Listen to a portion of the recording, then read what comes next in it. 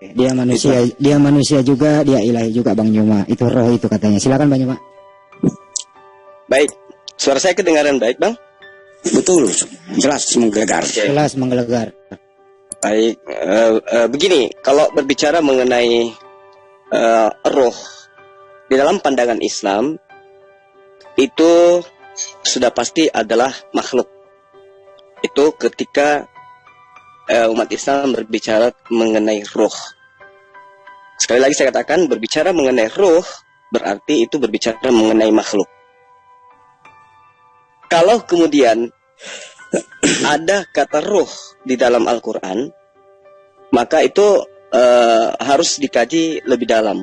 Karena roh itu bisa menjadi wahyu, bisa juga malaikat, bisa juga Jibril, bisa juga kekuatan yang digunakan oleh Allah untuk menghidupkan manusia. Nah, Al-Quran menerangkan, وَيَسْأَلُونَكَ عَنِ الرُّوحِ قُلِ الرُّوحُ مِنْ أَمْرِ رَبِّي وَمَا أُوتِيتُم مِنَ الْعِلْمِ إِلَّا قَلِيلًا. Jadi pengetahuan tentang ruh bagi manusia menurut perspektif Al-Quran itu sangat sedikit. Allah memberikan pengetahuan kepada manusia tentang ruh itu hanya sedikit. Jadi manusia, mau dia Kristen, mau dia Islam, pengetahuannya tentang ruh pasti hanya sedikit. Kalau kita tanya kepada sahabat Kristen, apa sih ruh itu? Ada yang mengatakan ruh itu adalah Tuhan, ada yang mengatakan ruh itu adalah malaikat, ada yang mengatakan roh itu terbagi dua, dan seterusnya. Kenapa bisa seperti itu? Karena memang apa yang diterangkan Al-Quran 1400 tahun silam itu adalah benar adanya. وَيَسْأَلُونَكَ عَنِ الرُّوحِ قُلِ الرُّوحُ مِنْ أَمْرِ رَبِّي وَمَا أُوتِيتُم مِنَ الْعِلْمِ إِلَّا قَلِيلٌ.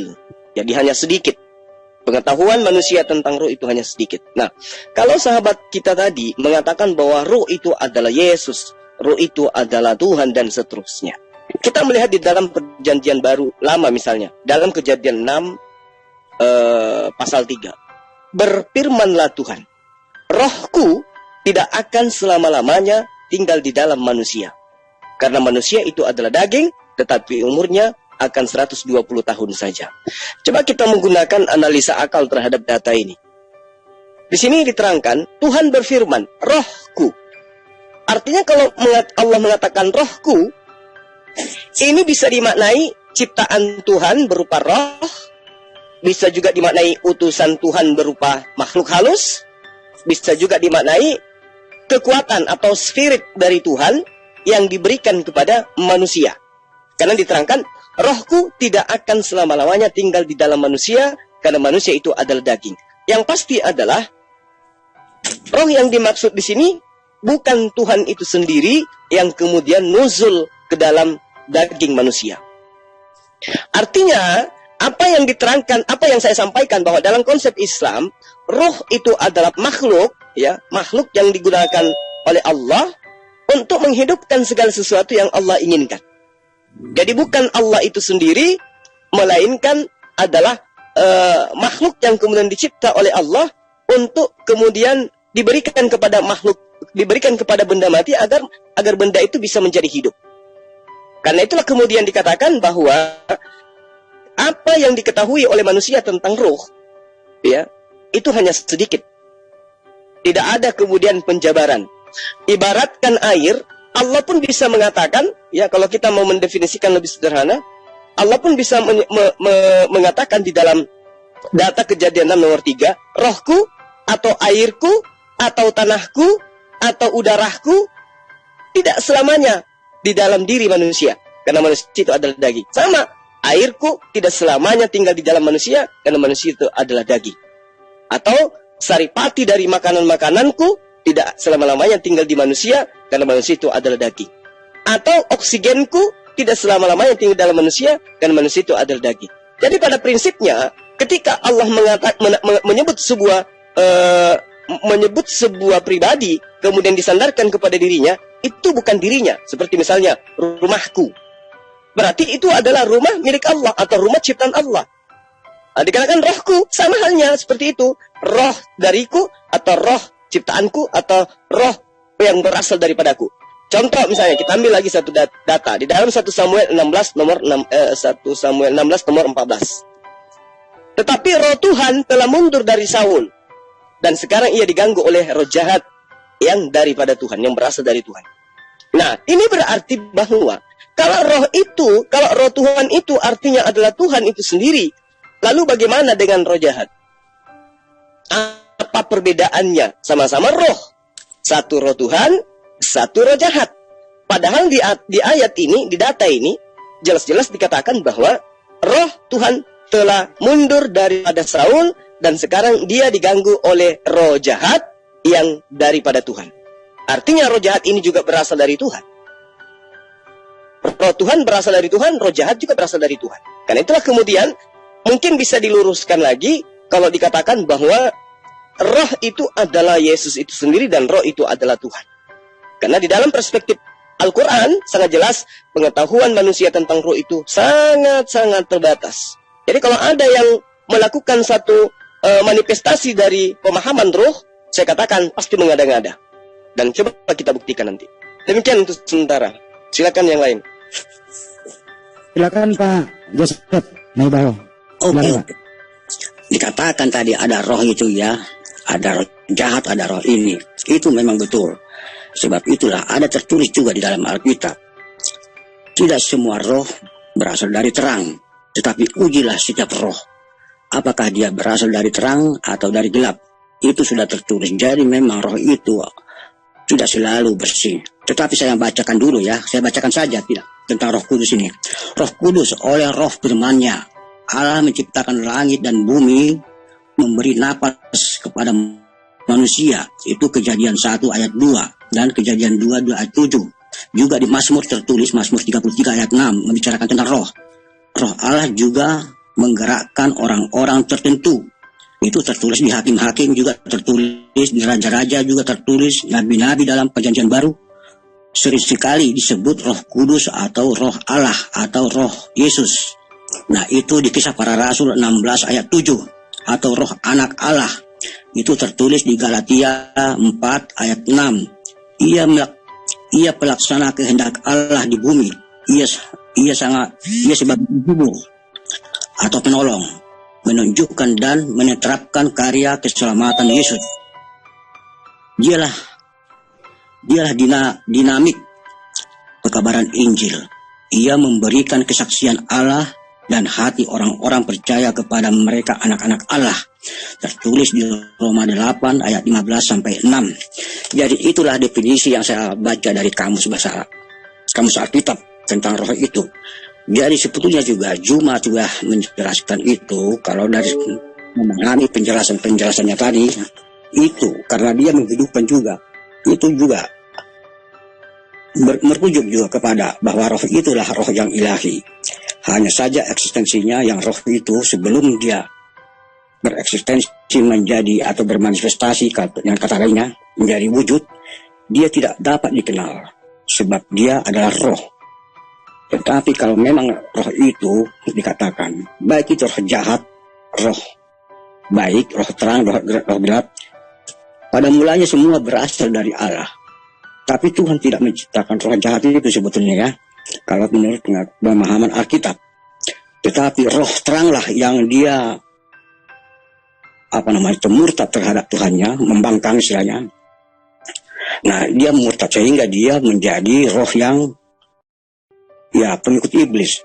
Seperti ketika ular tua itu, dia kan seorang malaikat. Itulah juga roh, malaikat pun juga roh.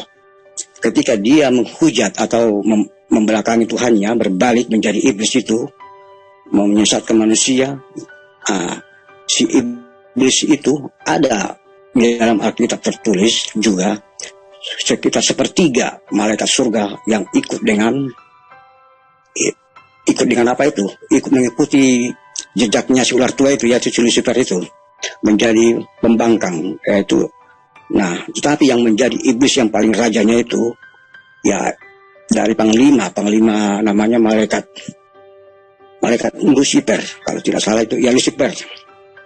Dialah yang malaikat terkemuka di surga pada kitab Kejadian.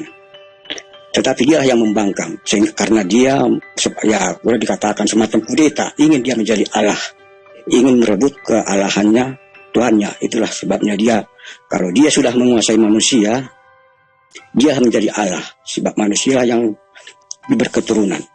Jadi saya mengambil kesimpulan itu tetap bahwa roh itu sifatnya ilahi.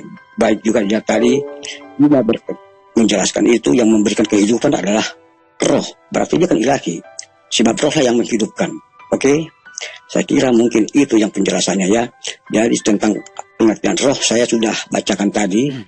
Kalaupun mau dibuka, kan banyak yang menulis tentang roh sebetulnya. Cuman saya itu kalau tidak hafal semua itu, tidak pernah apa itu, tapi sudah saya buka kamusnya, pengertian roh bahwa itu adalah Yesus itu sendiri. Kalau di dalam perjanjian baru, oke? Oke, silakan Bang Juma. Oke. Terima kasih ya. Jadi kalau di dalam agama Kristen ya, coba kita lihat bagaimana sahabat kita ini mengurai tentang ruh. Tidak ada satu kata pun yang kemudian atau satu kalimat pun yang kemudian bisa disimpulkan bahwa ruh itu adalah Tuhan itu sendiri dengan menggunakan data akurat. Tidak ada. Nah, sementara dalam Al-Quran berbicara mengenai ruh, Allah menyebutkan kurang lebih daripada 7 kali ruh itu secara berdiri sendiri. Dia bukan Tuhan dan dia juga tidak dikatakan sebagai makhluk, tetapi dikatakan sebagai kekuatan yang disifati oleh ruh itu sendiri yang kemudian digunakan untuk diperkenalkan kepada manusia. Boleh dilihat di dalam surah An-Nahl, di dalam surah yang saya bacakan tadi juga, Al-Isra, kemudian Ghafir, kemudian Al-Ma'arij juga ada kalau nggak salah ya. Surah apalagi Al-Qadar ya, di situ juga ada. Lalu kemudian terkadang roh itu juga dinisbahkan kepada Allah itu sendiri. Seperti misalnya ketika dia berbicara mengenai rohku ya, Al-Hijr ayat 29, saat nomor 7 ayat 27, rohnya As-Sajadah di ayat 9, roh dari Allah di An-Nisa 171 dan seterusnya. Bahkan juga disebut roh itu sebagai kudus, suci, dalam surah Al-Baqarah 87 dan seterusnya. Jadi berbicara mengenai roh di dalam Islam itu tidak ada penentuan final bahwa ruh itu sama dengan, nah, itu nggak seperti itu. Dan yang lainnya itu tidak disebut sebagai ruh. Nah, Al-Quran sebagai satu ketetapan yang dimiliki oleh umat Islam yang merupakan ketetapan dari Tuhan, itu memaknai ruh itu sebagai salah satunya adalah ketetapan Allah. Allah kemudian menerangkan bahwa mereka bertanya kepadamu tentang ruh, katakanlah ruh itu termasuk urusan Tuhanku, ya. Nah, kemudian kalau kita memaknai kata per kata di dalam ayat ini, maka kita akan memahami bahwa terkait dengan ruang lingkup roh itu adalah urusan Allah, urusan Tuhan. Kita tidak boleh kemudian mematok mati bahwa Tuhan itu adalah roh. Ya, Allah itu adalah roh. Itu tidak bisa seperti itu. Kenapa? Karena di dalam ayat suci Al-Quran, ini perspektif Islam ya, nanti kita coba konfir ke ajaran Kristen. Kenapa? Karena menurut pemahaman umat Islam itu sendiri berdasar terhadap kitabnya, roh itu boleh dikatakan sebagai makhluk, boleh juga disebut sebagai ketetapan Tuhan, bisa juga disebut sebagai malaikat, bahkan bisa disebut sebagai wahyu. Nah itu ruh di dalam Al-Quran. Jadi tidak ada pemahaman kemudian bahwa Tuhan itu roh. Sementara di kitabnya sahabat Kristen mengambil kata Allah, lalu kemudian dikatakan Allah itu adalah roh. Nah ini yang mungkin di sesi ini saya perlu jelaskan kepada sahabat saya, utamanya Pak Naibahu. Al-Quran menerangkan Pak di dalam surah Ghafir ayat 15 yang mencampakkan ruh dengan perintahnya kepada siapa yang dia kehendaki. Itu satu. Di surah An-Nahl ayat 2, dia menurunkan para malaikat dengan membawa wahyu dengan perintahnya kepada siapa yang dikehendaki di antara hamba-hambanya. Dan di sini jelas wahyu juga menggunakan bahasa Quran dengan sebutan roh. Lalu kemudian dalam surah Asy-Syura ayat 52, dan demikianlah kami mewahyukan kepadamu roh dari urusan kami. Coba. Jadi ada esensi yang kemudian diwahyukan berupa roh dari urusan Allah. Jadi roh itu tidak sama dengan Allah. Lalu kemudian dalam surah Al-Qadar ayat 4, pada malam itu turun malaikat-malaikat dan roh dengan izin Tuhannya untuk mengatur segala urusan. Coba. Berarti malaikat bersama dengan roh diutus oleh Allah untuk mengatur segala urusan di atas muka bumi. Hebat sekali roh itu di dalam Al-Quran. Nah, yang menjadi permasalahan sekarang adalah roh itu berasal dari kata yang ada di dalam ayat suci Al-Quran dan tidak ditemukan di dalam original teks asli daripada perjanjian baru. Ini celakanya di sini. Wa yas'alunaka 'anir ruh. Tuh jelas. Ya, berarti kata roh itu berasal dari original teks Al-Quran yang kemudian diadopsi masuk ke dalam bahasa Indonesia menjadi roh. Sementara di dalam bahasa Yunani, kalau saya tidak salah, di situ disebut dengan sebutan pneuma, spirit, kekuatan. Nah, kekuatan ini kan bahasa Indonesia. Kalau spirit atau pneuma di Indonesia kan berarti dia adalah kekuatan. Kalau dia kekuatan, berarti bukan roh. Nah, itu celakanya di situ. Kesimpang siurannya di situ. Sementara roh, sang pemilik kata dari Al-Quran itu sendiri, roh itu adalah merupakan urusan Tuhan. Roh itu bisa wahyu, roh itu bisa kalimat, roh itu bisa Jibril, roh itu bisa malaikat-malaikat di langit, roh itu bisa kekuatan, roh itu bisa ketetapan. Jadi konsep kemudian mengambil roh, lalu kemudian dijadikan sebagai Tuhan, itulah yang muncul permasalahan nantinya. Nah, karena itulah kemudian, mari kita uji. Apakah apa yang diterangkan oleh Al-Quran ini betul adanya? Wa yas'alunaka 'anir ruh, qulir ruhu min amri rabbi, dari Tuhan. Wa ma utitum, tiadalah yang diberikan kepada kita pengetahuan tentang itu, minal ilmi, sebagai pengetahuan, ya, illa, kecuali qalila, sangat sedikit. Nah, inilah yang menjadi simpang siur. Alhamdulillah, umat Islam itu ada pada koridor yang benar, bahwa roh itu kadang menjadi adalah wahyu, roh itu kadang menjadi malaikat, roh itu kadang diartikan sebagai kekuatan. Nah, tapi di dalam pemahaman Kristen, Allah itu adalah roh, Tuhan Bapa itu adalah roh. Celakanya kemudian, kalau kita hadapkan dengan data-data yang ada dalam kitabnya Kristen, bahwa Tuhan itu disebut sebagai roh, dan ada yang dikatakan roh Tuhan, ada yang dikatakan Tuhan adalah roh, ada yang dikatakan roh Tuhan, dan ada juga dikatakan roh jahat. Dan kemudian semua roh Tuhan dan roh jahat itu bersumber dari satu sumber, yaitu Tuhan. Nah, mungkin sahabat saya, Pak Naibaho, bisa menjelaskan secara mendetail dari mana sih kata roh yang kemudian digunakan oleh Lembaga Kitab Indonesia. Silakan. Oke, kata roh itu, ya gimana? Alkitab sudah mengatakan itu. Roh itulah yang menghidupkan. Jadi saya katakan ini ya, yang menjadikan orang Kristen itu menjadi disebut anak Allah karena yang itu kan karena dia diberi roh. Coba kita tulis di apa itu kitab Kejadian itu sebetulnya napas Allah. Kalau roh itu napas Allah, tetapi karena napas Allah itu keluar dari Allah. Nah, ketika Yesus Tuhan menciptakan manusia itu kan itu ditiupkan langsung dari mulutnya Tuhan ke hidungnya di tanah yang dibentuk menurut gambaran rupa Allah itu langsung diberikan, ditiup dari mulut Tuhan sendiri. Jadi namanya ditiup itu pastilah dari mulutnya. Oke. Jadi itu kalau dikatakan roh itu tidak Tuhan, berarti itu tidak keluar dari Tuhan itu sendiri. Kalau menurut penjelasan Anda. Tetapi sudah baiklah kita menciptakan manusia menurut gambar dan rupa kita. Nah, kita ini kan manusia dari debu tanah. Dia tidak hidup kalau tidak ada napas. Nah, tetapi karena napas itu ditiupkan langsung dari mulutnya Tuhan itu, bukan tidak dari mulut Tuhan ke hidung debu tanah yang sudah dibentuk. Berarti itu keluar dari Tuhan itu sendiri. Nah, jika itu tidak dikatakan Tuhan, berarti kita sudah istilahnya boleh dikatakan tidak percaya kepada Tuhan lah. Apa yang keluar dari Tuhan itu berarti dia bukan Tuhan. Sementara karena kita sudah ditiupkan roh menjadi kita hidup. Nah, hidup itu kan sudah kuasa. Memang betul, seperti Anda katakan tadi itu, Spirit, Holy Spirit. Sebab roh itulah yang berkuasa di atas segala kuasa, atau yang mengatasi segala kuasa.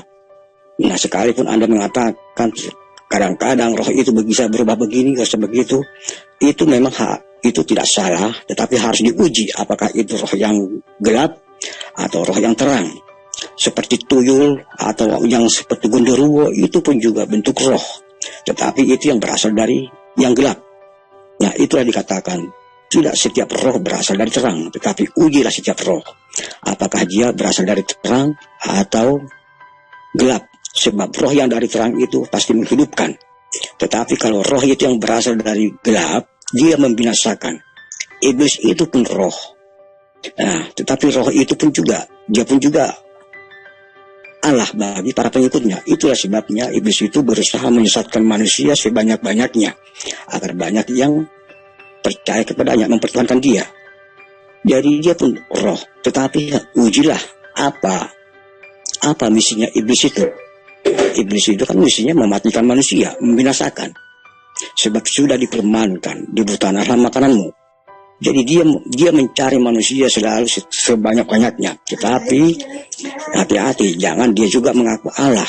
Dia juga bergaya seperti, namanya juga dia si ular tua, disebut si ular tua itu pintar dia berkata-kata. Tetapi lidahnya bercabang. Nah, di balik kepintarannya si ular tua itu berbicara, dia punya tujuan yang membinasakan. Hati-hati, makanya itulah, tidak setiap roh berasal dari terang, tapi ujilah setiap roh. Oke? Jadi kalau saya mengatakan kesimpulan daripada roh itu adalah Tuhan itu sendiri, sebab dialah yang menghidupkan segala manusia. Juga disebut spirit juga betul, karena dialah yang mengatasi segala kuasa. Dialah yang mengatasi kuasa di atas segala kuasa. Tidak ada yang bisa kuasa Tuhan itu dikatakan ya roh. Juga tertulis juga di dalam pemahaman agama Tritunggal itu juga, yaitu kalau Bapa itu sifatnya sudah saya jelaskan tadi itu surgawi. Jadi tidak ada Bapa itu yang ketika berbicara Allah Bapa itu pastilah yang surga, sama dengan berbicara dengan surga. Ketika berbicara dengan Yesus sama dengan wujud atau putra. Ketika berbicara dengan Roh Kudus sama dengan kuasa, berbicara tentang kekuasaannya ilahi. Jadi ketiganya itu sebetulnya adalah satu, tetapi dia mempunyai tiga eksistensi. Tuhan yang Esa, yang diimani Kristen itu satu, Tuhan yang satu, Tuhan yang Esa, tetapi dia berkuasa baik di surga, di bumi, maupun yang kelihatan dan yang tidak kelihatan, seperti di alam kematian yang tidak pernah diketahui oleh siapapun orang yang masih hidup. Sebab sekali melakukan masuk ke alam kematian, ya sudah habis, tidak bisa lagi kembali hidup. Nah, jadi dia berkuasa di surga, di bumi, maupun di tempat yang tidak kelihatan, seperti di alam kematian. Oke, itu yang saya pahami. Jadi kesimpulannya ya, roh itu tetaplah merujuk kepada Tuhan itu sendiri. Dan itu bisa diketahui dalam diri Yesus Kristus, seperti yang dikabarkan malaikat Gabriel kepada Bunda Maria. Salam damai sejahtera bagimu Bunda Maria, sebab engkau akan melahirkan seorang putra. Nah, Bunda Maria berkata, bagaimana mungkin sementara aku belum pernah dijamah laki-laki. Roh Kuduslah yang turun kepadamu, ke atasmu. Nah, Bunda Maria menjawab itu karena dia sudah mengenal Roh Kudus. Terjadilah kepada aku menurut kehendaknya, yaitu kehendaknya Tuhan. Jadi tetap kalau di dalam pemahaman Alkitab maupun yang diimani Kristen, Roh Kudus itu adalah Tuhan itu sendiri. Oke? Silakan Banyuma. Oke, baik. Jadi kalau dikatakan Roh Kudus, itu adalah Allah itu sendiri, ya. Kalau di dalam pemahaman akal sehat, kita harus kembali kepada konsep asal-usul dari kata itu sendiri.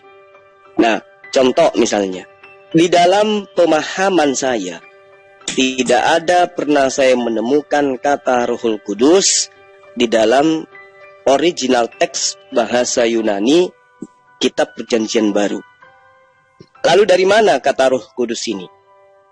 Salah satu itu adalah berasal dari bahasa Ibrani, Ruach HaKodesh. Lalu apa Ruach HaKodesh menurut praktis Yudaism?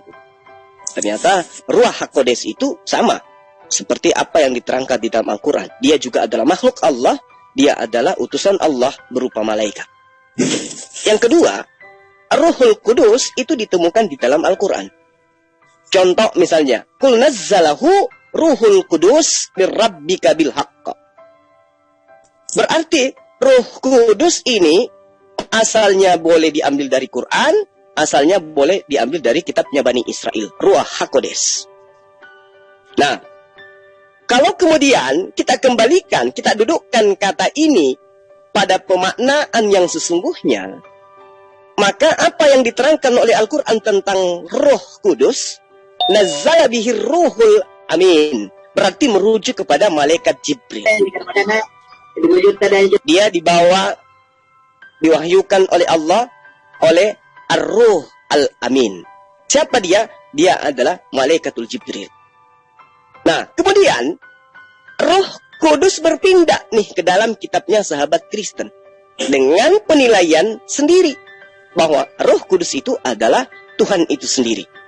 Nah, yang menjadi pertanyaan kemudian adalah, ini Roh Kudus kalau dihilangkan, kemudian kita gunakan bahasa Yunaninya, sebenarnya apa sebenarnya di situ? Apa yang ada di dalam bahasa Yunani yang kemudian diterjemahkan menjadi Roh Kudus? Apakah menurut orang-orang Yunani, misalnya Pneuma itu betul adalah Tuhan, yang kemudian mereka imani sebagai dewa, yang mereka temukan di dalam himne Plato, yang kemudian berujung kepada Logos, yang menjadi perantara antara dewa dengan manusia? Ataukah memang Roh Kudus dalam arti yang sesungguhnya? Karena kalau kita berbicara mengenai Roh Kudus, menurut pemilik bahasa, itu adalah makhluk. Dia adalah malaikat. Nah, dari mana kemudian nilai Roh Kudus itu adalah Tuhan diperoleh oleh teman-teman Kristen? Yang ngajarin siapa? Sementara Allah menerangkan, wa yas'alunaka 'anir ruh, intinya illa qalila. Cuma sedikit. Jadi kalau teman Kristen mengaku, oh tidak, pengetahuan tentang roh sedikit itu hanya kepada umat Islam. Oh, berarti kami harus belajar banyak dong tentang roh kepada teman-teman Kristen. Tapi faktanya kemudian, jangankan berbicara roh dalam perspektif yang lebih luas, lebih daripada apa yang digambarkan oleh Al-Quran, ngambil kata roh saja itu dari Quran, dari bahasa Islam. Jadi bagaimana mungkin kemudian orang yang hanya menggunakan menggunakan sampul buku kedokteran, kemudian dia tidak bisa membaca sandi-sandi kedokteran, dia tidak memahami kemudian prinsip ilmu kedokteran, buka praktek, mengajarkan tentang pasien, tentang penyakit kepada orang lain. Tak mungkin itu. Karena itulah kemudian adalah sangat rancu adanya kalau ada pemahaman Roh Kudus itu adalah Tuhan, sementara kata Roh Kudus itu diambilnya dari pemahaman Al-Quran dan juga kitabnya Bani Israel, di mana yang mempunyai kitab tidak memaknai Roh Kudus itu adalah Tuhan itu sendiri. Lalu dari mana konsep Roh Kudus itu adalah Tuhan? Ya, mudah-mudahan pakar Bible di luar sana yang mendengarkan dialog kita ini bisa masuk ke sini menjelaskan ini. Karena kalau hanya mengatakan Roh Kudus itu adalah Tuhan itu sendiri, bagaimana dengan roh jahat? Karena semua di luar daripada Allah itu adalah sumbernya dari Allah. Semua di luar daripada diri Tuhan itu semua adalah ciptaan. Apapun di luar daripada diri Tuhan itu adalah ciptaan Tuhan. Roh itu adalah malaikat. Roh itu adalah makhluk gaib. Maka itu adalah ciptaan Tuhan. Kalau dia sudah berupa roh, kalau dia sudah berupa makhluk, maka pasti adalah ciptaan. Al-Quran boleh dikatakan sebagai roh. Boleh. Tapi ketika dia sudah terdiri antara tinta dengan kertas, maka jatuhnya adalah makhluk. Roh yang melekat pada diri Allah, yang adalah Al-Quran, disebut kalam. Dia larinya ke sifat. Tapi ketika dia nuzul menjadi sebuah buku, maka jatuhnya adalah makhluk. Layaknya Yesus. Esensi daripada Yesus itu adalah kalam. Apa itu? Kehendak Allah. Kehendak Allah yang melekat pada diri Allah itu adalah Allah. Tapi kehendak Allah yang kemudian dinuzulkan menjadi karya, itu adalah ciptaan.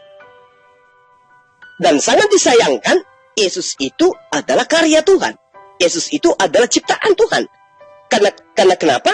Dia adalah manusia. Kalau kemudian ada konsep roh, Yesus itu adalah roh itu sendiri, tunggu dulu. Roh yang ada pada diri Yesus dengan roh yang ada pada diri manusia lain tidak ada bedanya. sisi pembedanya pun kecil kalau ada perbedaan. Apa itu? Roh yang nyantol di setiap manusia, di antaranya adalah roh yang ditiupkan oleh Allah ke dalam janin manusia, ke dalam janin seorang ibu atau wanita hamil, itu diakibatkan diawali dengan adanya perang antara laki perempuan. Sementara roh yang ditiupkan ke dalam rahimnya Maria itu tidak diawali perang dunia pertama. Itu saja. Tapi yang dikatakan roh semuanya berasal dari Allah. Nah, apa yang berasal dari Allah yang sudah menjadi karya, menjadi materi, pasti ciptaan. Karena itulah kemudian Allah tidak pernah bisa berubah. Dia tidak bisa berubah wujud, dia tidak bisa berubah bentuk, ya, tidak bisa. Esensi daripada Allah itu adalah berdiri sendiri. Kalaupun misalnya ada yang setara dengan dirinya, itu adalah makhluk. Karena jangankan Tuhan itu menjadi dua, makhluk yang setara dengan dia pun itu tidak akan mungkin ada. Apalagi menjadi kembar, apalagi menjadi tiga, atau lebih dari itu. Nah, karena itulah kemudian, kalau ada sembahan yang bisa menjadi dua, yang bisa menjadi tiga, itu masih sembahan, masih kurang kuasa itu. Kurang kuasa. Karena dia tidak mampu kemudian melakukan suatu manifestasi, suatu keinginan, tanpa menjadikan Tuhan-Tuhan baru di luar dirinya. Nah, Tuhan yang Maha Kuasa tidak seperti itu. Tuhan yang benar hanya memerintahkan. Ketika ingin mencipta, maka dia perintahkan kepada makhluk yang lain. Ketika ingin menyampaikan wahyu, maka dia perintahkan kepada makhluk yang lain. Karena itulah kemudian Al-Quran senantiasa Allah menyebut kata nahnu, kami. Ketika melibatkan makhluk yang lain, Allah menerangkan kami. Tapi yang dilibatkan itu bukan Tuhan. Yang dilibatkan adalah makhluknya, berupa malaikat. Maka Allah menerangkan nahnu, kami. Nah, kembali kepada konsep roh. Umat Islam memahami bahwa kaidah daripada apa yang diterangkan Al-Quran itu sudah sangat nyata. Wa yas'alunaka 'anir ruh qulir ruhu min amri rabbi wa ma utitum minal ilmi illa qalila. Pengetahuan tentang roh itu sangat sedikit. Jadi tidak ada kemudian pemahaman atau pengetahuan yang bisa disimpulkan bahwa pencipta alam semesta itu adalah roh. Justru Al-Quran menggambarkan seperti apa yang saya katakan tadi, bahwa Al-Quran sangat nyata mengatakan qul nazzalahu ruhul qudus min rabbika bihaqqa. Itu sudah nyata itu. Itu tidak bisa diganggu gugat. Nazala bihi ruhul amin. Itu sudah final. Itu nggak bisa diganggu gugat. Lalu kemudian wa yas'alunaka 'anir ruh qulil ruhi min amri rabbi wa ma utitum minal ilmi illa qalila. Itu sudah nyata itu. Itu nggak bisa lagi dirubah-rubah. Oleh karena itulah kemudian ketika ada yang mengatakan Allah itu adalah roh, saya mohon dengan sangat itu diganti. Yang benar di situ harusnya adalah Theos itu adalah roh. Atau Bapa itu adalah roh. Jangan mengatakan Allah itu adalah roh. Saya kira begitu untuk sementara. Saya minta kepada teman-teman muslim lainnya untuk memberikan tanggapan setelah ini. Demikian. Baik, Bang Joma, untuk teman-teman Kristen yang ada di live chat, itu ada link Zoom di live chat ya. Kalau ingin berdiskusi silakan naik kemari di seluruh menara siar, termasuk di Julkipli Abbas, Julfikar Official, di Slabes dan apa dan semuanya. Silakan diskusi kemari. Silakan Pak Joseph Naibaho ditanggapi. Monggo. Oke lah, saya sepertinya terlalu panjang Anda menjelaskan tentang roh itu. Sebetulnya bisa dijelaskan lebih sederhana. Kita ini sekarang sudah mengalami 3 zaman. Zaman perjanjian lama, zaman perjanjian baru. Yesus masih ada di bumi ini, itu masih disebut zaman perjanjian baru. Tetapi setelah Yesus naik ke surga, kita tidak lagi di zaman perjanjian baru, tetapi sudah di zaman Roh Kudus. Ketika Yesus berkata, aku akan pergi kepada Bapakku di surga, tapi aku tidak meninggalkan kamu seorang seperti anak yatim piatu. Aku akan meminta kepada Bapakku seorang penolong yang lain, dan Bapakku akan memberikannya dalam namaku, yaitu dalam nama Yesus. Jadi kita ini sekarang hidup bukan seperti anak yang yatim piatu yang tidak bertuhan, karena Tuhan di dalam pemahaman perspektif Alkitab, Tuhan sudah naik ke surga.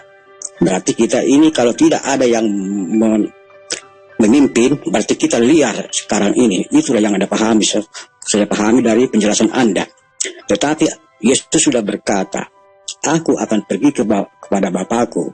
Tetapi aku tidak meninggalkan kamu seperti anak yatim piatu. Sebab aku akan meminta seorang penolong yang lain.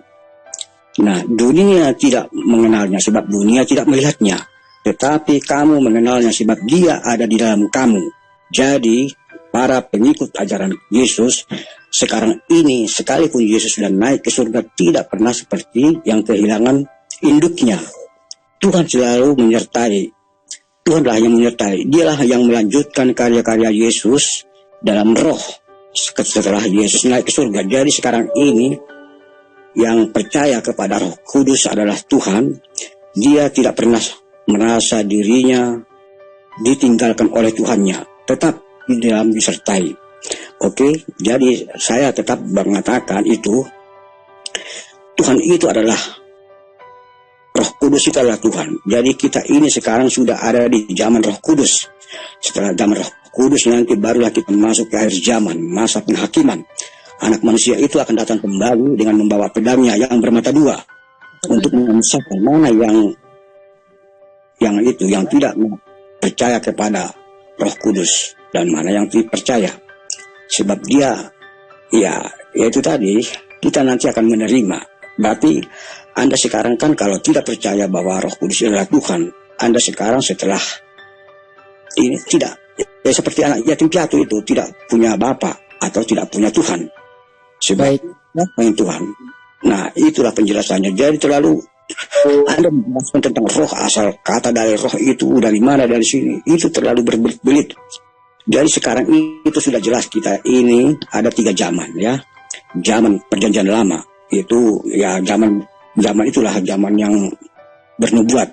Sekarang zaman perjanjian baru, zaman penggenapan. Setelah itu Yesus naik ke surga. Sekarang kita sudah ada di zaman Roh Kudus. Jadi Roh Kudus ada zamannya ya Pak ya? Ya sekarang ini kan dialah yang melanjutkan apa itu yang sudah saya kutip tadi. Dialah yang melanjutkan karya-karya Yesus. Oke, dalam wujudnya. Ada tertulis di Galatia kalau nggak itu para rasul. Barangkali itu ya. Jadi kita tetap bahwa Roh Kudus itu adalah pribadi ketiga atau eksistensinya yang ketiga. Baik, makasih. Bang Yoma, silakan terakhir sebelum saya bawa ke audiens. Baik, Ustaz Solin, silakan. Baik, jadi terima kasih banyak ya atas apa yang Anda paparkan. Jadi gini, kalau kemudian Anda mengatakan kami yatim piatu saat hari ini, justru sebaliknya, Anda sahabat saya yang yatim piatu. Anda menjadi seorang Kristen hari ini, tidak ada satupun konsep yang diajarkan oleh Yesus yang Anda anut. Anda menjadi Kristen, menyembah Yesus tanpa ada ajaran daripada Roh Kudus. Ini saya ngambil istilah Roh Kudus karena Roh Kudus itu adalah hak milik Islam. Anda sekarang beribadah bukan bimbingan Roh Kudus. Anda sekarang ibadah ke gereja, tempat ibadah Anda itu bukan bimbingan Roh Kudus. Cara-cara Anda beribadah tidak pernah diajarkan oleh Roh Kudus. Tuhan yang Anda sembah berupa Yesus juga bukan ajaran dari Roh Kudus. Kitab yang Anda pegang, yang Anda anggap kitab suci juga bukan bimbingan Roh Kudus. Dengarkan apa yang akan saya jabarkan kepada Anda. Yesus menerangkan, aku akan minta kepada Bapa agar Bapa memberikan penolong lain. Dan dialah yang disebut dengan sebagai roh penolong. Atau roh penghibur. Atau dia adalah Roh Kudus. Nah, bandingkan dengan kami umat Islam. Kami keluar rumah, semua berkat bimbingan Roh Kudus. Kembali ke rumah, berkat bimbingan Roh Kudus. Kami ibadah, semua bimbingan dari Roh Kudus. Kami menyembah kepada Tuhan berkat bimbingan Roh Kudus. Kami memiliki kitab suci berupa Al-Quran semua dari Roh Kudus. Apa yang kami lakukan dalam prosesi ibadah, semua adalah poin-poin yang kemudian diajarkan oleh Roh Kudus. Roh Kudus menyertai umat Islam sepanjang masa. Satu.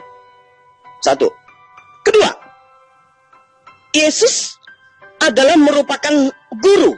Dia nabi, dia rasul, dia penerima firman dari Allah. Karena dia itulah disebut sebagai juru selamat bagi Bani Israel. Yesus mampu membangkitkan orang mati, oke. Dia mampu membuat orang buta melihat, yes. Orang lumpuh berjalan, yes. Tapi apakah kemudian kemudian apa yang dilakukan oleh Yesus, mujizat yang ada pada diri Yesus, ada di tengah-tengah pengikut yang mengaku pengikut hari ini. Adakah di tengah-tengah gereja orang bisa membangkitkan orang mati? Adakah kemudian mujizat-mujizat Yesus, orang merubah air menjadi anggur, yang bisa dilakukan oleh jemaat-jemaat yang mengaku sebagai pengikut Yesus? No, tidak. Bagaimana dengan umat Islam? Umat Islam dimanapun berada senantiasa disertai dengan Roh Kudus, senantiasa dipimpin oleh Roh Kudus. Mereka mau beribadah dengan takbir atas bimbingan Roh Kudus. Mereka usai ibadah salam juga itu adalah petunjuk dari Roh Kudus. Apapun yang umat Islam lakukan, selagi dia mendudukkan Islam sebagai koridor di dalam kehidupannya, maka selama itu juga Roh Kudus membimbing mereka. Salat Jumat perintahnya dari Roh Kudus. Salat Asar perintahnya Roh Kudus. Salat Isya perintahnya Roh Kudus. Menyampaikan dakwah seperti ini perintah Roh Kudus. Nah sekarang jangan yang seperti ini. Anda menyembah Yesus perintah siapa? Sementara Yesus mengatakan Roh Kudus itu akan membimbing kamu kepada seluruh kebenaran. Kebenaran apa yang Anda anut sekarang? Benarkah orang-orang yang menyembah Yesus? Apa poinnya? Apa datanya? Instruksi dari mana? Benarkah orang yang menjadikan Bible Perjanjian Baru itu sebagai rujukan, sebagai firman Tuhan? Mana legitimasi dari Yesus? Mana ajaran Yesus yang menceritakan tentang kitab karangan Lukas? Mana cerita Yesus tentang surah-surah Paulus? No, tidak ada. Karena itulah kemudian saya mengatakan, Roh Kudus yang diminta oleh Yesus adalah dia yang kemudian mengajarkan konsep ajaran yang lebih sempurna dari ajaran Bani Israel. Maka Yesus mengatakan, jika hidup keberagamaanmu tidak lebih baik dari ahli Taurat. Siapa mereka? Pengikut Musa, keturunan Ishak. Kalau hidup keberagamaanmu tidak lebih sempurna, tidak lebih baik, tidak lebih teratur, ya, daripada hidup keberagamaan mereka yang memiliki ketetapan-ketetapan Tuhan dalam hukum Taurat, maka kamu tidak akan masuk ke dalam jannah, tidak akan masuk ke dalam kerajaan sorga. Bagaimana sahabat Kristen bisa lebih baik dari orang-orang yang memiliki hukum ketetapan Tuhan? Sementara ketetapan Tuhan yang datang kepada Bani Israel oleh Kristen dianggap itu sebagai kutuk.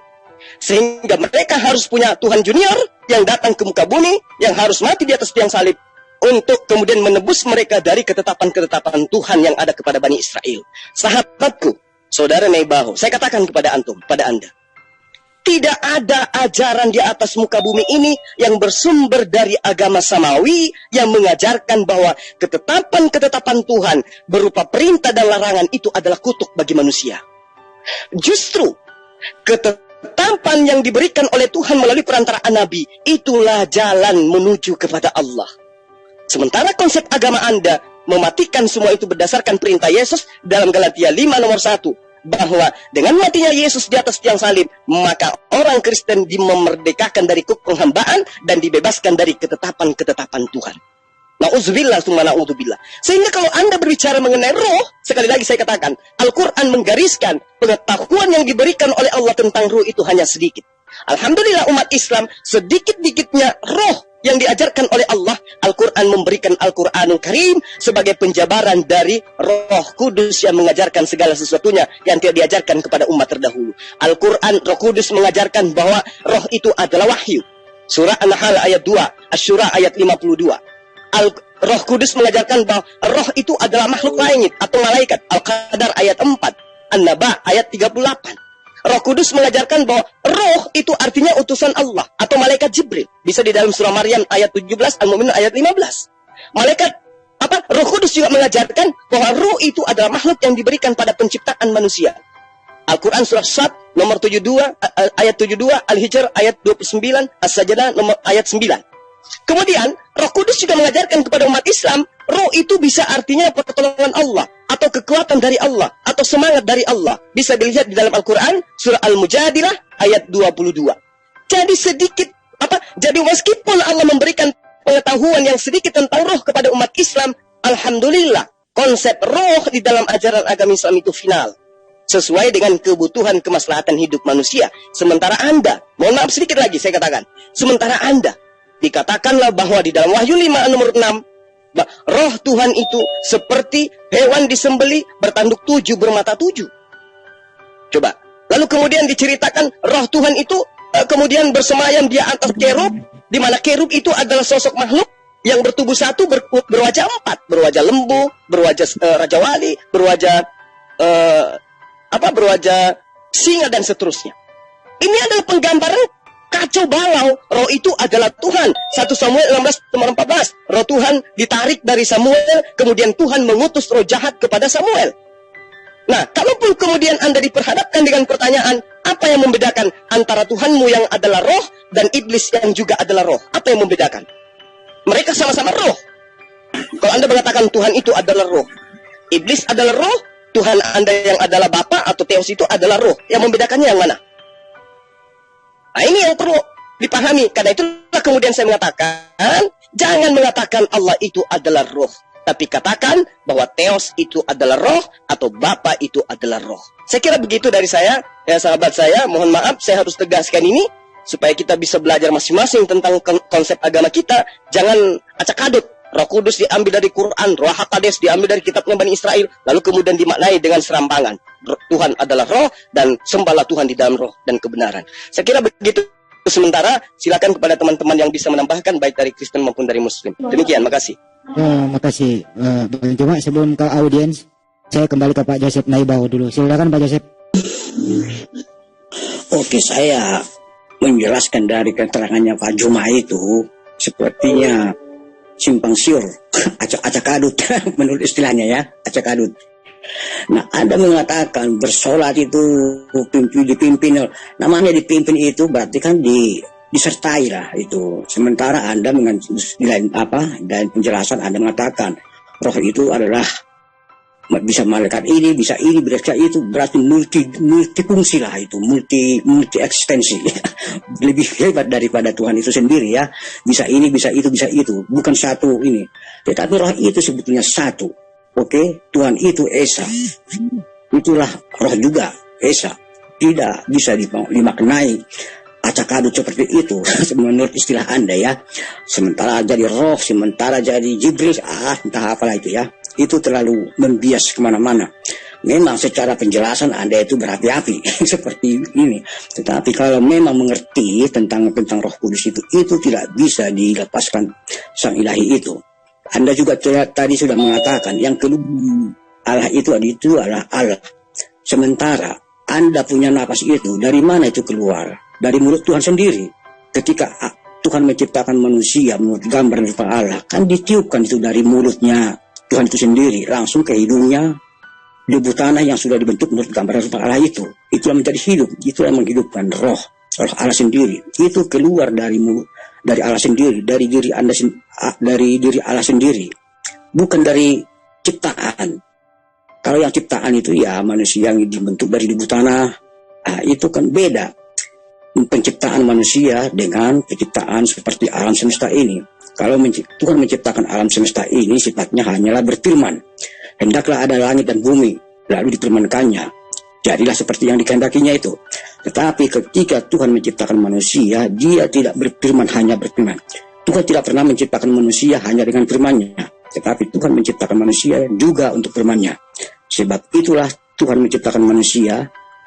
Di samping dia berfirman, tetapi dia bekerja dengan tangannya sendiri. Itulah perbedaannya. Sebab itulah dikatakan anak Allah. Sebab itu karena dia memberikan roh yang dari mulut sendiri ke hidung sehingga terjadilah kehidupan. Jadi roh itu yang menghidupkan Anda sampai sekarang ini. Turun-temurun berketurunan sampai nanti akhir zaman. Tidak akan sehabisnya. Ya tergantung Anda. Jikalau Anda sekarang itu menyangkal tentang kehidupan Anda yang adalah dihidupkan oleh Jibril seperti Anda katakan itu, karena itu urusan Anda ya. Tetapi saya sudah mengatakan tentang Anda mau percaya atau tidak, roh itu adalah Tuhan sendiri seperti Anda katakan tadi. Apa yang keluar dari Allah itu juga Allah. Nah, sementara napas Tuhan itu yang keluar dari mulutnya dicelupkan ke hidungnya, bukan dari diri Allah itu sendiri itu. Nah, Anda kan sudah simpang acak adut penjelasan Anda itu. Tapi itulah saya soroti tadi. Jadi tetap kalau Roh Kudus itu tidak bisa terlepas, dialah kuasa di atas segala kuasa. Karena kuasa roh lah yang sebabnya yang menjadi sehingga Allah itu datang ke dunia karena kuasa Roh Kudus. dia bereksistensi menjadi manusia karena dia memang mempunyai kuasa di atas segala kuasa sehingga dia dilahirkan. Engkau akan melahirkan seorang putra. Dia Tuhan yang Maha Esa itu. Tuhan yang Bapa itu datang ke dunia melalui peristiwa dikandung, dilahirkan menjadi kodrat, sama seperti kodrat manusia pada umumnya, yaitu merasakan lapar, sakit dan segala macam itu. Nah, dia pun juga bersedih. Nah, itulah kodrat manusia. Tetapi dia mempunyai dua natur. Dia selain kodrat, dia juga kodrati. Selain manusia juga ilahi. Jadi dialah yang memberitakan tentang kabar keselamatan agar manusia dapat mengenal Tuhannya.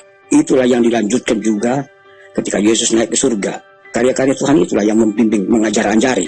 Seperti Rasul Paulus, dia kan sudah ketika Yesus masih di bumi, dia kan tidak pernah murid dia justru semacam mengejar-ngejar murid Yesus, mau dibunuh dan dibunuh segala macam itu. Tetapi karena dia diajari kuasa Roh Kudus, dia berbalik dari semula memusuhi murid-murid Yesus menjadi berinjil. Jadi itu karena dibimbing kuasa Roh Kudus. Jadi Tuhan berbeda ya pemahaman tentang Roh Kudus dengan pemahaman Alkitab, itu intinya. Oke, berbeda ya Pak ya. Baik, Banyuma harus masih punya hak jawab. Soalnya masih ada penekanan tadi Banyuma, silakan. Oke, Mbak, terima kasih ya atas tanggapan sahabat saya ini. Cuman, ya itu tadi, kembali lagi kepada kebenaran Al-Quran. Gak bisa kita pungkiri kebenaran Al-Quran itu. Wa yas'alunaka 'anir ruh, qulir ruhu min amri rabbi, wa ma utitum minal ilmi illa qalila. Tidak bisa kita pungkiri bahwa pengetahuan tentang roh itu diberikan oleh Allah kepada seluruh manusia, hanya sedikit. Coba kita lihat bagaimana saudara Lebaho yang kemudian memahami Tuhan yang adalah roh, tapi hanya muter-muter di situ. Nah, bahkan kalau saya boleh memuji diri sedikit ya tentang roh berdasarkan kitab Anda, saya malah lebih tahu dari Anda gitu loh. Kenapa saya katakan demikian? Anda mengatakan bahwa Roh Kudus itu adalah Tuhan. Sementara Anda juga mengatakan bahwa apa yang keluar dari mulut Tuhan itu adalah Tuhan itu sendiri. Oke, coba Anda dengarkan pemaparan saya ini, supaya Anda mungkin bisa sedikit terselamatkan dari apa yang Anda imani saat hari ini. Aku akan mencurahkan rohku ke atas semua manusia. Kisah Para Rasul 2, nomor 17. Perjanjian Lama ada nggak? Ada. Yoel 2, nomor 28. Jadi kalau kemudian apa yang keluar dari Allah, apa yang merupakan roh Tuhan yang datang kepada setiap manusia, maka semua manusia itu adalah Tuhan. Di awal tadi saya menerangkan, rohku dan rohnya Yesus sama. Sama-sama dari Tuhan. Bedanya, dia tanpa melalui proses ayah. Saya ada melalui proses ayah. Itulah makanya dia disebut sebagai mujizat. Mujizat itu adalah kejadian luar biasa yang tidak rasional. Kalau dia rasional, bukan mujizat namanya. Itu satu. Kedua, di dalam kitabnya Bani Israel yang masih diimani oleh praktisi Israel Yahudi hari ini, Yesaya 44 nomor 3. Tolong dicatat, nanti Anda lihat setelah ini. Aku akan mencurahkan rohku ke atas keturunanmu. Roh Tuhan sudah pasti adalah Roh Kudus. Dalam arti bahasa, Roh Kudus artinya roh yang suci, kekuatan yang suci. Semua yang merupakan kekuatan yang suci asalnya dari Tuhan.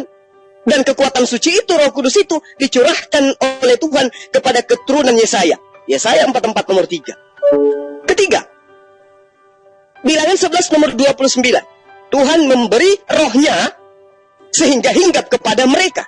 Mereka ini dihinggapi roh dari Tuhan.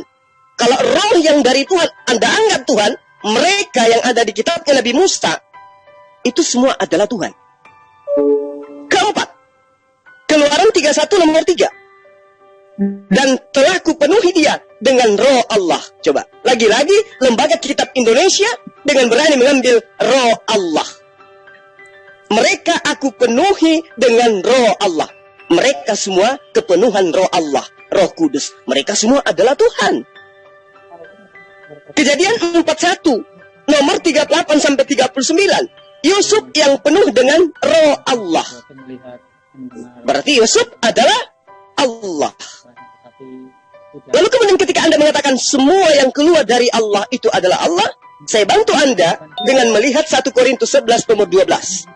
Segala sesuatu berasal dari Allah. Saya katakan di awal bahwa semua, mau dia roh jahat, mau dia roh Allah, mau dia malaikat, mau dia roh baik, mau apapun itu, semua berasal dari Allah. Kalau semua yang berasal dari Allah adalah Allah, maka alam semesta ini juga adalah Allah. Alam semesta ini adalah Tuhan. 1 Yohanes 5 nomor 19. Kita semua berasal dari Allah. 1 Yohanes 4 nomor 16. Kami berasal dari apa? Kita semua berasal dari Allah. 1 Yohanes 4 nomor 6. Kami berasal dari Allah. 1 Yohanes 4 nomor 2. Yesus berasal dari Allah. 2 Korintus 3 nomor 3. Roh dari Allah. 2 Korintus 5 nomor 5. Allah lah yang mengaruniakan roh. Berarti semua yang memiliki roh, semua berasal dari roh Allah. Yohanes 3 nomor 8. Tiap-tiap orang yang lahir dari roh itu berasal dari roh Allah. Tidak ada dari roh setan, roh ayam, roh kambing, atau roh mini. Nggak ada. Semua berasal dari roh Allah. Jadi kalau Anda berbicara mengenai Roh Kudus itu sama dengan Allah, Yesus itu adalah Allah, karena pada dirinya ada roh Allah, maka semua yang saya terangkan tadi melalui kitab Anda itu semua kudu wajib Anda sembah. Gila deh. Karena itulah saya mengajak kepada sahabat saya, dudukkan kata Roh Kudus itu pada sumbernya. Lalu kemudian berikan poin yang sesungguhnya terhadap sumbernya. Jangan kemudian Anda ambil kata Roh Kudus, lalu kemudian Anda pahami dengan paradigma iman Anda. Mimbar gereja hari ini mengajarkan Roh Kudus itu adalah Tuhan itu sendiri. Tetapi sayang sekali, mimbar gereja tidak memberikan kisi-kisi dari mana asal-usul kata Roh Kudus, yang kemudian mereka ajarkan kepada jemaatnya bahwa Roh Kudus itu adalah Sang Pencipta itu sendiri. Terakhir dari saya, tinggalkan ajaran yang membuat Anda bingung. Demikian. Terima kasih Bang Jemaat. Biar dipersingkat-singkat dulu, saya mau wawancara sedikit ke Pak Joseph Naibahu. Pak Joseph Naibahu, kan ada Bapak, ada Putra, ada Roh Kudus. Yang ketiga ini sama atau berbeda? Ya sama lah. Sama. Jadi Bapak adalah Roh Kudus adalah Bapak, Roh Kudus adalah Putra, Putra adalah Bapak, dan Putra adalah Roh Kudus. Betul ya Pak? Iya, pada prinsipnya itu Tuhan itu, saya udah katakan Tuhan itu kan Esa. Mungkin nggak tahu berbeda ya dengan pemahaman orang lain. Ada orang yang mengatakan pribadi. Tetapi saya tidak mengatakan 3 pribadi, tetapi 3 eksistensi. Oh, 3 eksistensi. 3 eksistensi atau yang dikenal dengan apa itu? Bapa, Putra dan Roh Kudus. Kalau tiga eksistensi satu hakikat gitu. Iya, Neba. Sebentar ya lain. Nah, 3 itu ketika kita berbicara Bapa, dia itu sama dengan berbicara tentang surga. Ketika kita berbicara tentang Putra, itu dengan Yesus. Ya. Kita berbicara tentang kekuasaan itu Kudus. Oke, jadi baik. Apakah Pak Naibahu, Bapak, Putra dan Roh Kudus ini Anda mengatakan sama? Ini selalu menyatu atau kadang berpisah, Pak? Itu secara hakikat itu menyatu. Menyatu. Tapi secara eksistensi itu beda. Karena eksistensinya Bapa itu surgawi, sudah saya jelaskan tadi. Oke, baik Pak. Waktu yang dikandung Bunda Maria kan siapa Pak yang dikandung Bunda Maria? Yang dikandung dari Bunda Maria siapa? Iya. Itu tidak ada berkata siapa di situ ya, tetapi yang kan Bunda Maria mengandung Pak, apa yang dikandung Bunda Maria?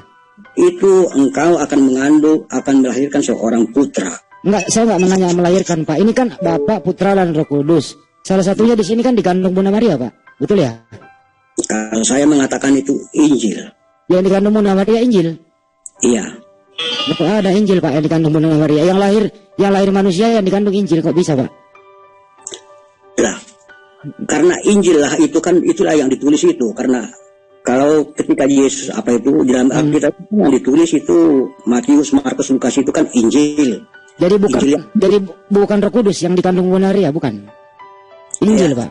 Itulah yang turun kepada Bunda Maria, kan itu perkataan daripada. Jadi maksud saya gini Pak, Bunda Maria kan mengandung 9 bulan tuh. Apa yang dikandung Pak? Salah satunya loh di sini, Bapak, Putra atau Roh Kudus yang dikandung. Saya katakan tadi itu tentang kuasa ilahi turun kepada. Jadi saya katakan itu Tuhan itu sendirilah yang datang untuk dikandung. Jadi yang dikandung Bunda Maria Tuhan. Tuhan yang mana Pak? Tuhan Bapak, Tuhan Putra atau Tuhan Roh Kudus yang dikandung? Itu besar. Hah? Tuhan yang Esa. Oh, jadi Tuhan yang Esa yang dikandung Bunda Maria. Tiga-tiganya Pak, tiga-tiganya yang Esa ini dikandung. Iya, secara hakikat.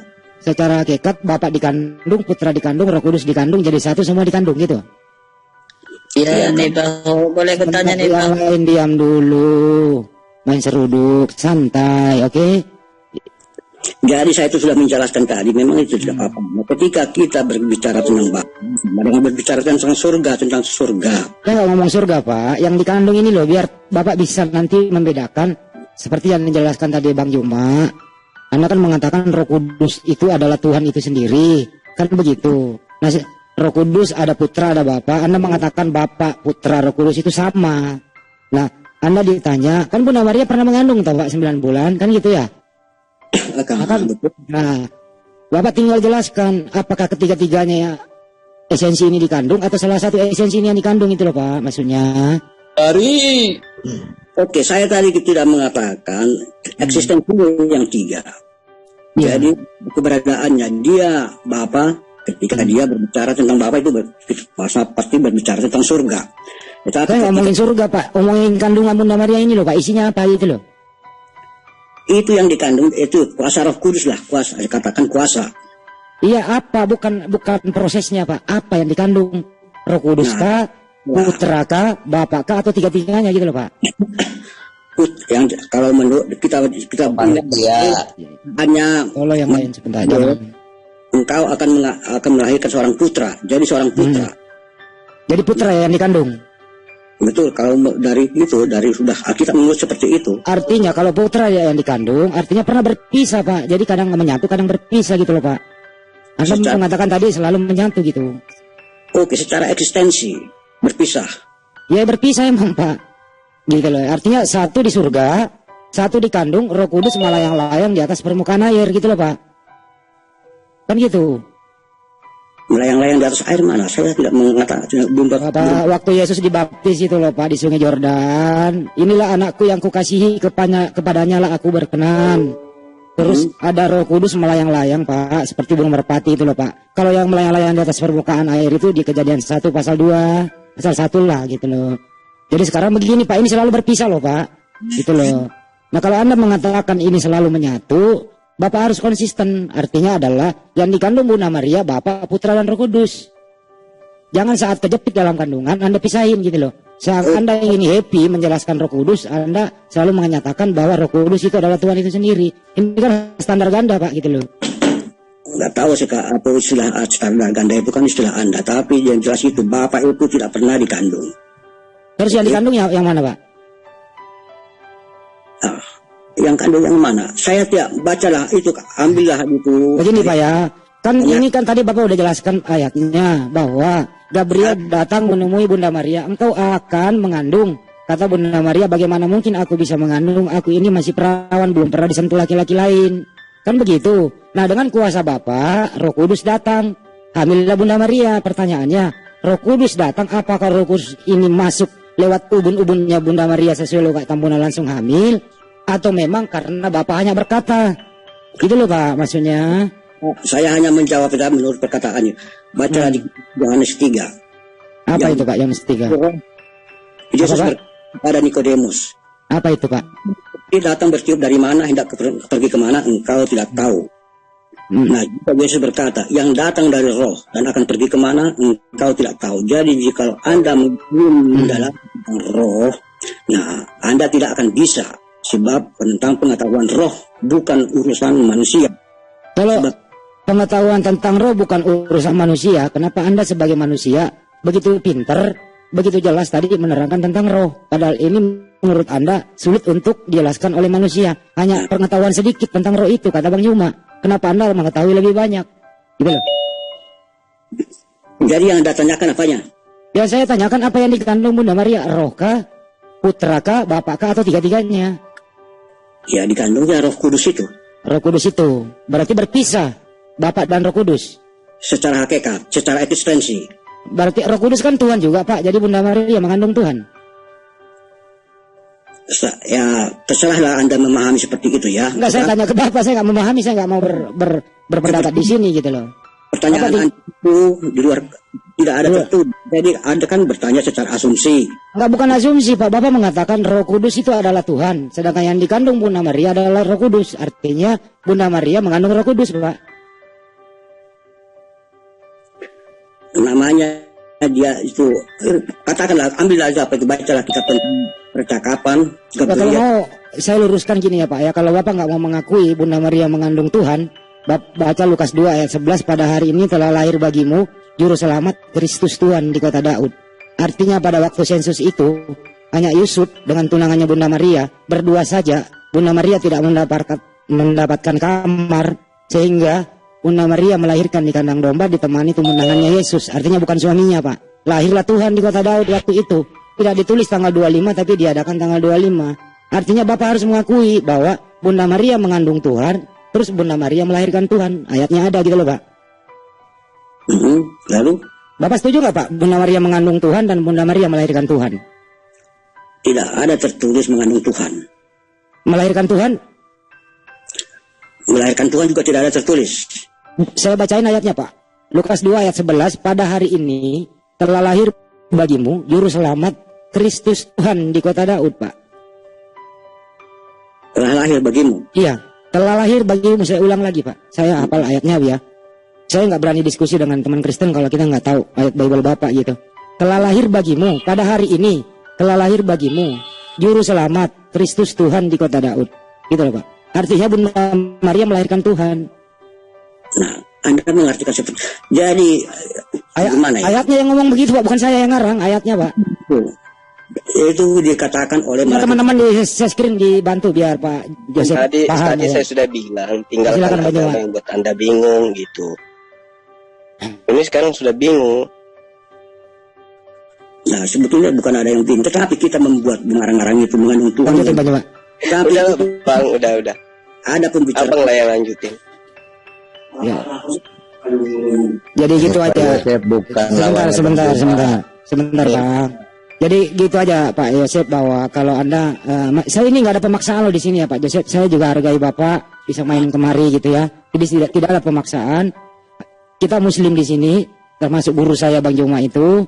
Ada di sini juga Ustadz Solihin, ada Ustadz Mawakid dan teman-teman Ustadz kita di sini. Tidak ada pemaksaan dalam agama Pak. Ya, jadi di sini hanya diskusi biasa. Apapun pendapat Bapak kami hormati itu. Itu keyakinan Bapak. Tapi mari kita bicara secara akademik. Bible Bapak loh Pak mengatakan Bunda Maria melahirkan Tuhan Pak. Masa Anda bantah sendiri Pak? Gitu loh. Nah, asumsi Anda seperti itu silahkan saja. Saya nggak asumsi loh Pak. Tolong dibantu teman-teman. Saya screen dulu Lukas 2 ayat 11. Supaya Pak Joseph bisa baca begitu. Supaya masa saya disangka asumsi membaca ayat gitu. Lukas 2 ayat 11. Coba nanti baca sendiri ya Pak ya. Saya hafal loh Pak tadi. Nah ini ayatnya datang nih Pak. Tuh, yang di blok Pak. Ya silakan Pak. Bang Handi memang asumsi lah.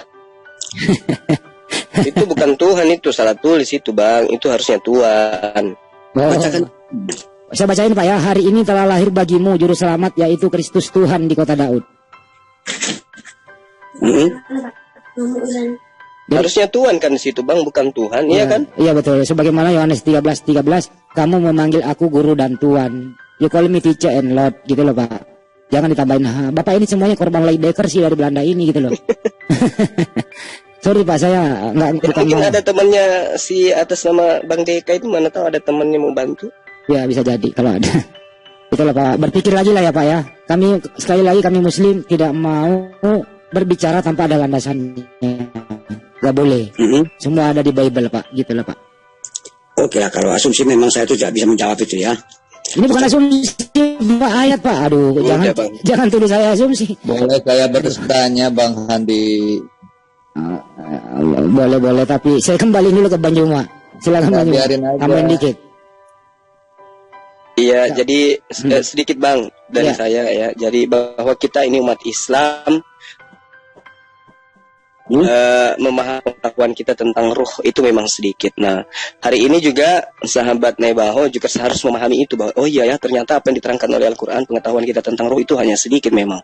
Nah, faktanya hanya muter-muter aja di situ. Ditanya apakah Yesus itu adalah Tuhan? Ya. Apakah Tuhan dilahirkan oleh Maria? Tidak. Kan aneh gitu. Itu akibat daripada pengetahuan tentang ruh itu sedikit. Ya, saya kira begitu sahabat-sahabat. Silakan yang lain dilanjutkan. Oke, saya mau tanya boleh ya? Kasihan Nebaho ditanya terus. Udahlah silakan. Enggak ini sedikit, masa ini enggak boleh? Boleh atau Akang, mangga atau Akang. Ya. Pak Yosef, malam Pak Yosef. Kenapa Pak ngambek? Yosef, malam. Maaf ya Pak Yosef, saya mau nanya kepada Anda Pak Yosef. Anda tuh agamanya apa Pak Yosef? Maaf dulu nih. Ya Kristen lah, gimana sih? Bentar dulu, bukan nanya ke Pak Yosef loh. Katakanlah Kristen gitu aja udah. Kristen, katakanlah Kristen. Terus saya nanya kepada Pak Juma. Pak Juma agamanya apa? Saya Islam, Bang. Kenapa bisa menceramahi kepada orang Kristen tentang ajaran mereka? Jadi kenapa? Masalahnya kita membahas tentang Roh Kudus. Jadi Sekiranya ceritanya- mereka menggunakan kata peneima, ya saya tidak punya hak untuk menjelaskan itu karena itu adalah kitab mereka. Tapi karena dia menggunakan Roh Kudus, berarti dia mengambil satu bagian daripada apa yang ada dalam kitab saya sebagai Muslim. Gitu, Bang. Iya, tapi seharusnya Pak Juma lah yang diinjili sama dia. Kenapa jadi terbalik? Ini ada apa ini?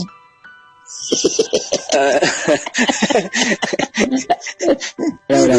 Iya, Iya, Di sini bukan Udah, lanjut. Saya baru tahu soalnya Pak Yosef itu Kristen. Makasih, lanjut. Makasih. Ini bukan Injil, Makasih, Bang. bukan Injil menginjili. Nah. Gitu.